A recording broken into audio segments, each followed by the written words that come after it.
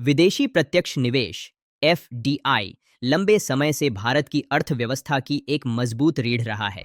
इससे पूंजी आती है, रोजगार बढ़ता है और उद्योगों का विस्तार होता है। लेकिन 2025 में सरकार ने नए एफडीआई नियम लागू किए हैं, जिनका मकसद है नियंत्रण को सख्त करना, पारदर्शिता बढ़ाना और यह सुनिश्चित करना कि विदेशी निवेश से वास्तव में भारतीय उद्योगों को फायदा मिले, न कि सिर्फ सट्टेबाजी वाले बाजारों को। तो क्या बदला है? नए नियमों में रणनीतिक क्षेत्रों, स्वामित्व सीमा और अनुपालन मानकों पर जोर दिया गया है। रक्षा, दूरसंचार और डिजिटल इंफ्रास्ट्रक्चर जैसे सेक्टरों में अब निवेश से पहले सरकार की मंजूरी जरूरी होगी, खासकर उन देशों से आने वाले निवेश के लिए जो भारत की सीमाएं साझा करते हैं। इसका मकसद साफ है, राष्ट्रीय हितों की सुरक्षा करना और साथ ही निवेश के माहौल को संतुलित रखना। एक और बड़ा बदलाव ऑटोमेटिक अप्रूवल लिमिट में हुआ है। पहले विदेशी निवेशक एक तय सीमा तक बिना अनुमति पैसा लगा सकते थे, लेकिन अब वह सीमा घटा दी गई है।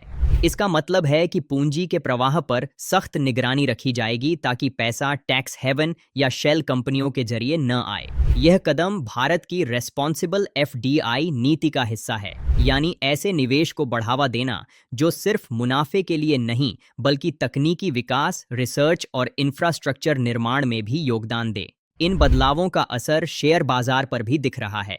जिन सेक्टरों में ज्यादा एफडीआई आ रहा है, जैसे मैन्युफैक्चरिंग, रिन्यूएबल एनर्जी और डिजिटल टेक्नोलॉजी, उनमें तेजी देखी जा रही है। वहीं रियल एस्टेट और डिफेंस जैसे सेक्टरों में सख्त नियमों के कारण निवेशक थोड़े सतर्क हैं। एक्सपर्ट्स का मानना है कि भले ही यह नियम शुरू में निवेश की रफ्तार को धीमा करें, लेकिन लंबे समय में ये भारत के निवेश माहौल को ज्यादा मजबूत, पारदर्शी और प्रतिस्पर्धी बनाएंगे। भारतीय निवेशकों के लिए इसका मतलब है कि अब विदेशी पैसा ज्यादा सोच समझकर लगाया जा रहा है, लंबे समय के स्थिर सेक्टरों में, न कि सट्टेबाजी वाले शेयरों में।